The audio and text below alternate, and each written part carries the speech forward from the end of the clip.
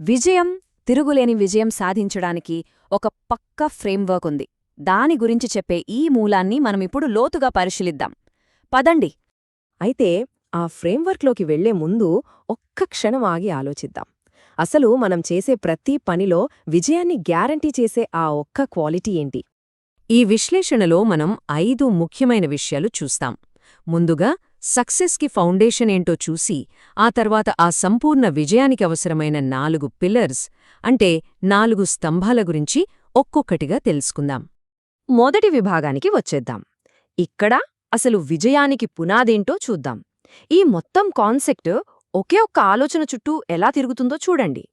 ఇక్కడ మూలమేం చెబుతోందంటే, విజయం అనేది ఏదో కష్టపడి పోరాడి సాధించేది కాదు. అదొక రకమైన మైండ్ సెట్.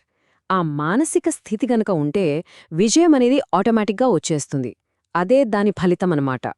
ఆ మానసిక స్థితినే ఇక్కడ నిశ్చయ బుద్ధి అంటున్నారు. చాలా ముఖ్యమైన పదమిది. అంటే ఏంటంటే, స్థిరమైన నమ్మకం, దృఢమైన బుద్ధి ఉన్న ఒక స్థితి. ఈ స్థితిలో ఉంటే విజయం అనేది మన హక్కుగా కనిపిస్తుంది. అంతేగాని అదొక ప్రశ్నగా కూడా అనిపించదు. ఇక ముందు మనం మాట్లాడుకోబోయే ప్రతిదానికి ఇదే ఆధారం.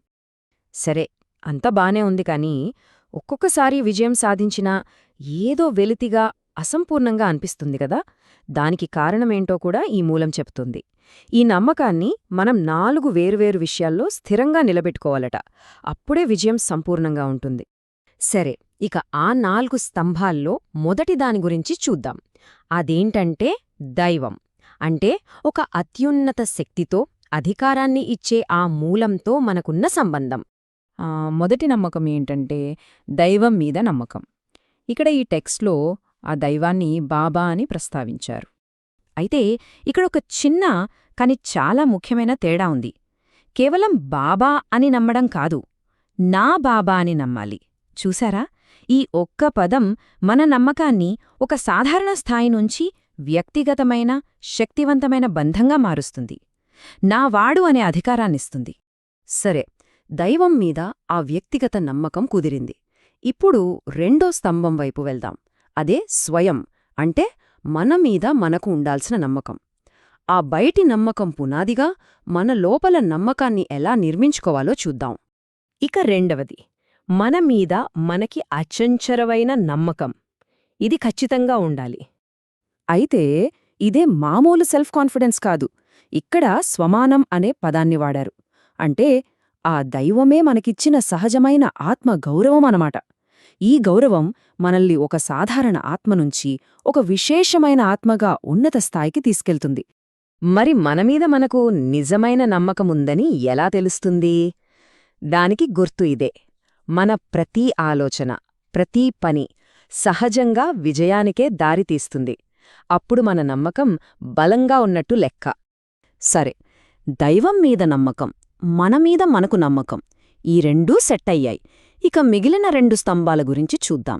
ఇది ప్రపంచంతో మనకున్న సంబంధం గురించి, మన ప్రయాణంలో ఎదురయ్యే పరిస్థితుల్ని ఎలా ఎదుర్కోవాలో చెబుతాయి. మూడవది, జీవితమనే డ్రామా మీద నమ్మకం. అంటే జీవితంలో జరిగే ప్రతీదీ ఒక పద్ధతి ప్రకారం మార్చలేని విధంగా జరుగుతుందని నమ్మడం. దీన్నే నథింగ్ న్యూ అని కూడా అంటారు. అంటే మనకి ఎదురయ్యే సమస్యలు కొత్తగా పుట్టుకొచ్చినవి కావు, అవి మనకు తెలిసినవే, గతంలో ఎన్నోసార్లు మనం ఎదుర్కొని గెలిచినవే. ఈ ఆలోచన మనల్ని చాలా బలంగా చేస్తోంది. ఇక నాలుగవది, చివరిది, మన పరివారం మీద నమ్మకం. అంటే మన కుటుంబం, మనతో పాటుండే సమాజం మీద పూర్తి విశ్వాసం. చూడండి, ఇక్కడ ఒక ముఖ్యమైన పాయింట్ ఉంది. జీవితమనే డ్రామా మీద నమ్మకం మనకు అంతర్గతంగా ధైర్యాన్ని, స్థిరత్వాన్ని ఇస్తుంది. అదే సమయంలో మన పరివారం మీద నమ్మకం బయటనుంచి మనకు కావలసిన బలాన్ని, సపోర్ట్ను ఇస్తుంది. ఈ రెండూ బ్యాలెన్స్ అవ్వాలి. ఒకటి అంతర్గత శక్తి, రెండోది బాహ్యశక్తి. సరే, ఇప్పుడు ఈ 4 స్తంభాల గురించి తెలుసుకున్నాం కదా. మరి ఇవన్నీ కలిస్తేనే సంపూర్ణ విజయం సాధ్యం. అది ఎలాగో ఇప్పుడు చూద్దాం. సంపూర్ణ విజయానికి పునాది ఇదే. 1. దైవంతో వ్యక్తిగత సంబంధం. అంటే నా బాబా అనే నమ్మకం. 2. స్వమానం. అంటే దైవమిచ్చిన గౌరవంతో పనిచేయడం. 3. ఎదురయ్యే సవాళ్లను నథింగ్ న్యూ అని చూడటం.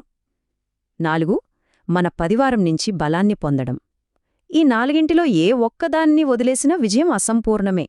అన్నీ కలిసి పనిచేయాలి. ఇంకో అద్భుతమైన విషయమేంటంటే మన విజయం స్థాయి ఈ 4 స్తంభాల్లో మనకున్న నమ్మకం యొక్క మొత్తం శాతం మీద ఆధారపడి ఉంటుంది. అంటే ఇది గెలుపు ఓటమి లాంటిది కాదు. ఈ 4 పునాదులు ఎంత పటిష్టంగా ఉంటే మన విజయం కూడా అంత గొప్పగా ఉంటుందన్నమాట. మరి ఫ్రేమ్వర్క్ చూశాక ఒక ప్రశ్న వేసుకోవాలి. మన విజయానికి పునాదిని మరింత బలంగా మార్చుకోటానికి ఈ 4 స్తంభాలలో దేన్ని మనం మొదట పటిష్టం చేసుకోవాలి? ఇది మనల్ని మనం వేసుకోవాల్సిన ప్రశ్న.